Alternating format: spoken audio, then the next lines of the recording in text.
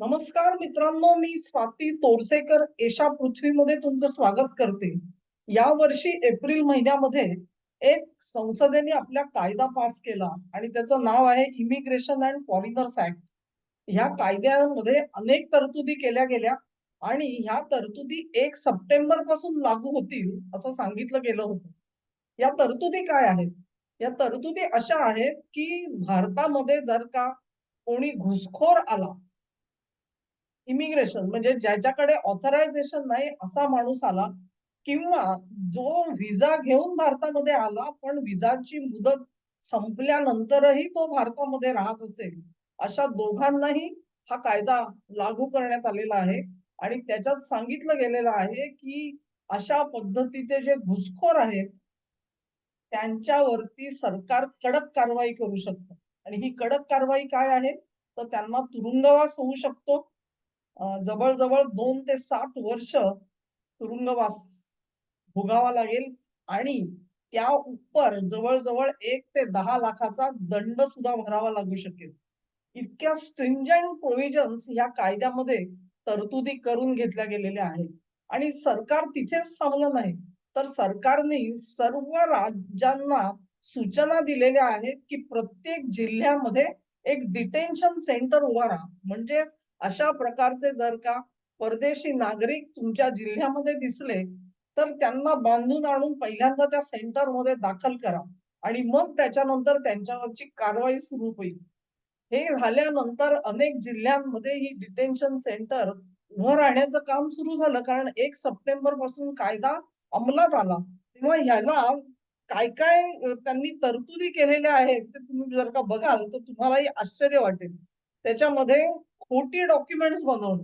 म्हणजे लोक इथे येतात, खास करून बांगलादेशी इथे येतात. इथे आल्यानंतर ते आधी स्वतःचं रेशन कार्ड बनवतात, आधार कार्ड बनवतात, मग इलेक्शन कमिशनचं कार्ड सुद्धा मिळवतात. ते सगळं झाल्यानंतर इथल्या निवडणुकीमध्ये मतदान सुद्धा करतात. आणि हे मतदान ते कोणाला करतात हे तुम्हाला आणि मला माहिती आहे. बरोबर. तेव्हा अशा प्रकारे जर का खोटी कागदपत्र बनवून घेतली, तर त्याच्यासाठी 2 ते 7 वर्षाची जेल टर्म, तुरुंगवास आणि 1 ते 10 लाख रुपये दंड आकारला जाईल असं या कायद्यात सांगितलेलं आहे. Illegal entry into restricted areas म्हणजे ज्या ठिकाणी प्रवेश निषिद्ध आहे. फॉरेनर्सनी इथे मज्जाव आहे असं जिथे लिहिलेलं असेल आणि तरीही हे फॉरेनर्स तिकडे जात होते. कारण उघड आहे.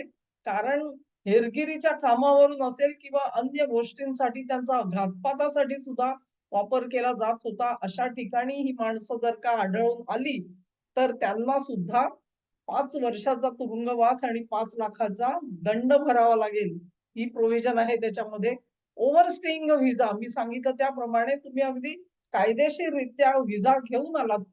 तो व्हिसा घेतल्यानंतर त्याच्या मुदतीच्या पुढे तुम्ही जर का भारतातच राहिलात, आपल्या मायदेशामध्ये परतला नाही, तरी देखील हा कायदा लागू करण्यात आलेला आहे. तेव्हा अशा प्रकारे ह्या ज्या स्ट्रिंजंट ॲक्शन्स आणि स्ट्रिंजंट तरतुदी कायद्यामध्ये केल्या असल्यामुळेच त्या कायद्याला प्रचंड वजन प्राप्त झालं.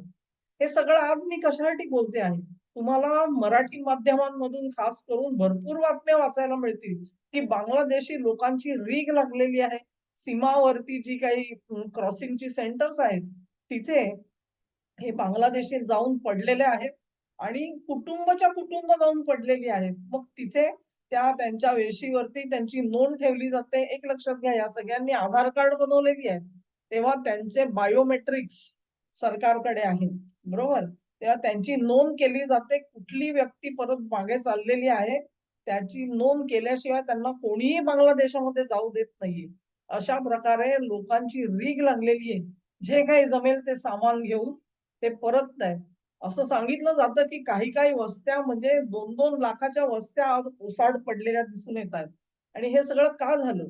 खास करून केवळ वेस्ट बेंगॉलमध्ये नाही, तर देशाच्या अन्य भागांमध्ये सुद्धा अशा प्रकारची हालचाल होताना आपल्याला दिसते आहे. तेव्हा हे सगळे लोक जे आहेत, ते तुम्हाला माध्यमांमधून सांगितलं जातंय, की ते एस-आय-आरला घाबरलेले आहेत. एस-आय-आर म्हणजे स्पेशल इंटेन्सिव्ह इन्व्हेस्टिगेशन रिपोर्ट. ह्याचा अर्थ असा, की निवडणूक आयुक्तांनी आपल्या एक मोहीम हातामध्ये घेतली बिहार इलेक्शनच्या अगोदर, की जे जे कोणी मतदार यादीमध्ये चुकीची नावं आहेत, ती सर्व वगळण्यासाठी त्यांनी एक इन्व्हेस्टिगेशन म्हणजे शोध पथकं तयार केली आणि त्याच्यासाठी एखादा मतदार मृत पावलेला आहे का? किंवा तो स्थलांतरित झालाय का? कुठल्याही प्रकारे त्याचं नाव मतदार यादीमध्ये असता कामा नये. असे जर का सर्कमस्टन्सेस दिसून आले, परिस्थिती दिसून आली, तर ती नावं मतदार यादीतून वगळण्याचे आदेश आयुक्तांनी दिलेले होते आणि त्यानुसार ही शोध पथकं काम करत होती. त्यात जवळ-जवळ 65 लाख एका बिहार राज्यामध्ये 65 लाख नावं जी आहेत, ती वगळावी लागलेली आहेत. आणि हीच परिस्थिती आता बंगालमध्ये येण्याची शक्यता होती. बंगालमध्ये सुद्धा एस-आय-आरच्या कामाला आम्ही विरोध करू म्हणून ममता दीदी जरी सांगत असल्या तरी देखील निवडणूक आयुक्त हे आपलं काम स्थगित ठेवायला तयार नाहीत. ते पूर्ण करतील आणि त्यांना फार कमी मुदतीमध्ये ते पुरं करायचं आहे. बंगालच्या निवडणुका येण्याच्या आतमध्ये हे सगळं उरकायचं आहे आणि हा एक मोठा संघर्ष आहे. हे कोणीही सांगू शकेल. डोळे झाकून तुम्ही सांगू शकाल, की बंगालमध्ये परिस्थिती आज काय असेल ती. त्याच्या व्यतिरिक्त हे एस-आय-आरचं कारण जे आहे, त्याच्याने काही होत नाही मित्रांनो. त्यांची नावं फार तर मतदार यादीमधून गाळली जातील, पण ते इथे राहायला तर मोकळीक होतीच त्यांना. त्यांचं आधार कार्ड काही कोणी रद्द केलेलं नव्हतं, की त्यांचं इतर डॉक्युमेंट्स होती ती इंटॅक्ट होती. त्यामुळे त्यांना इथे ते त्यांच्यावरती प्रेशर नव्हतं. आज मराठी माध्यमं तुम्हाला जर का सांगत असतील, की एस-आय-आर मुळे ही मंडळी निघून चाललेली आहेत, तर तो एक प्रकारचा दिशाभूल करणारा प्रचार आहे असं मी म्हणेन. कारण हेच वापरून पुढे ते तुम्हाला सांगतील, की अशा प्रकारे लोकांची नावं वगळल्यामुळे ममता बॅनर्जी ह्या निवडणूक हरल्या. परंतु त्याच्यामध्ये तथ्य नाही. जर का हे भारताचे नागरिक नसतील, तर त्यांचं मतदार यादीमध्ये नावच असता कामा नये. ही बाब स्वतंत्र आहे. परंतु निवडणूक आयोग हा केवळ मनुष्य सिटिझन आहे का नाही हे बघत नसून, तो जिवंत आहे की नाही, तो त्या पत्त्यावर राहतो का नाही आणि तो स्थलांतरित झालाय का? या सर्व प्रश्नांची शहानिशा करूनच मग त्याचं नाव यादीमध्ये ठेवतायत. तेव्हा त्याचा आणि घुसखोरीचा काही अर्थाअर्थी संबंध नाही असं नाही, थेट संबंध नाहीये. मतदार यादीतून नाव काढलं तरी देखील ह्यांना मोठा धोका नव्हता. परंतु हा जो कायदा हा 1 सप्टेंबर पासून अंमलात आणला गेला आणि आता त्याच्या निमित्ताने डिटेन्शन सेंटर जेव्हा उभी व्हायला सुरुवात झाली, तेव्हा त्यांच्या मनामध्ये धडकी भरलेली आहे, की मी इथे पकडला गेलो तर मला तुरुंगात डांबलं जाईल म्हणून. आणि ही जी भीती आहे, या भीतीपायी ही माणसं आता स्वतःच्या मायदेशामध्ये परत जायला तयार झालेली आहेत. तेव्हा दिशाभूल होऊ देऊ नका. एस-आय-आर मुळे हे परत जात नाहीयेत. एस-आय-आरचं त्यांच्यावर काही दडपण नव्हतं. त्यांच्यावर दडपण आहे ते या नव्या कायद्याचं आहे आणि कायद्याचं दडपण आहे कारण त्याच्यामध्ये अत्यंत कडक तरतुदी केल्या गेलेल्या आहेत. तुम्ही आता विचाराल, की ही जी माणसं सगळी आहेत, ती खरोखरच बांगलादेशामध्ये जातायत का? एक गोष्ट स्पष्ट आहे, की बांगलादेशच्या सीमांवरती तुम्हाला जिथे कुठे चौक्या आहेत, तिथे तुम्हाला अशा प्रकारची गर्दी दिसेल. परंतु मी आज जो एक रिपोर्ट वाचला, तो रिपोर्ट असा आहे, की ही माणसं जी आहेत, ती बिहार सीमेवरून ते नेपाळमध्ये सुद्धा जाण्याचा प्रयत्न करत होते. आणि नेपाळमध्ये आता पुन्हा एकदा निदर्शनांना सुरुवात होईल असं दिसतंय. ह्या निदर्शनांमध्ये यांचा वापर केला जाऊ शकतो. तेव्हा ही माणसं नेपाळमध्ये का जातायत? नेपाळच्या सीमा ज्या आहेत त्यांची कसून चाचणी घेण्याचं काम चालू आहे आणि बांगलादेशीयांना तिथे मज्जाव केला जावा ह्याच्यासाठी काळजी घेतली जाते आहे. पण त्याही विरोधात म्हणजे कुटील डाव किती असतात लक्षात घ्या, की भारतामध्ये नाही ना राहू शकत हे, तर त्यांनी बांगलादेशात नाही परत जायचं. त्यांनी नेपाळमध्ये परत जायचं. फॉर ऑल प्रॅक्टिकल पर्पजेस आज जर का पश्चिम पाकिस्तान आणि बांगलादेश हे एकदिलाने सगळ्या प्रश्नांवरती काम करत असतील, तर ह्या लोकांना तिकडे घ्या. तुमच्या पश्चिम पाकिस्तानात तिथे का नाही जात ते? तिथे का नाही जात? तिथे नाही नेणार ह्या लोकांना. बांगलादेशी हे कसे गरीब होते, ते गरीब मजूर होते. ते सोडून गेल्यानंतर तुम्हाला कसं कळेल तर कारखान्यामध्ये करणारे कामगार येईन असे होतात. घरी कामाला येणारी माणसं येईन अशी होतात. त्यानंतर तुम्हाला मग ह्या सगळ्या कामगारांचा तुटवडा जाणवणार आहे वगैरे वगैरे तुम्हाला मोठ्या मोठ्या गोष्टी सांगितल्या जात आहेत. परंतु त्याच्या मागचं सत्य काय हे लक्षात घ्या. ही जी प्रजा आहे, ही प्रजा वापरूनच जे जे काही इल्लीगल धंदे चालवले जातात देशामध्ये, ते चालवले जातात. त्यांचं मुख्य कारण आहे हे हात अवेलेबल आहेत. आणि हे हात का अवेलेबल आहेत? तर ते कमी मजुरीमध्ये काम करतात आणि ते विशिष्ट धर्माचे आहेत.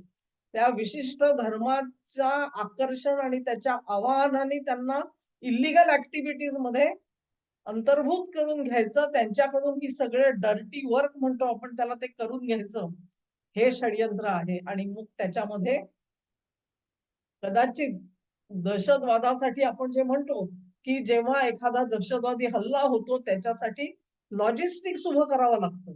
अनेक प्रकारच्या सुविधा त्या हल्लेखोरासाठी उभ्या कराव्या लागतात. आणि त्या उभ्या करण्यासाठी म्हणून ही सगळी फौज जी आहे ती वापरली जाऊ शकते. एखादी जी बांगलादेशीयांची जर का तुम्ही वस्ती जाऊन बघितली असेल, अगदी मुंबईत सुद्धा अशा वस्त्या उघड-उघड राहत होते आतापर्यंत. तिथे पोलिसांना आत जाणं अवघड होत होतं. आहे का होत होतं.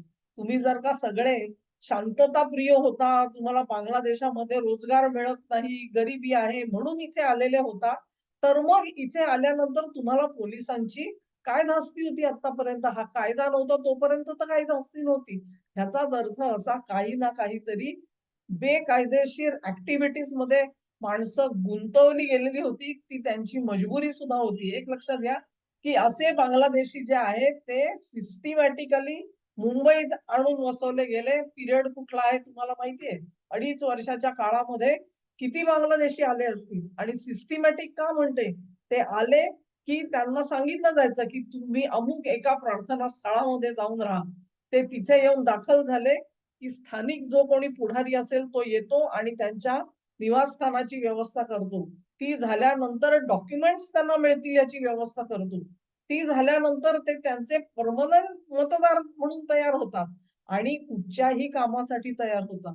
आज जी सगळी इल्लीगल धंदे जे चाललेले आहेत देशामध्ये त्याचं कारण हा बॅकबोन आहे.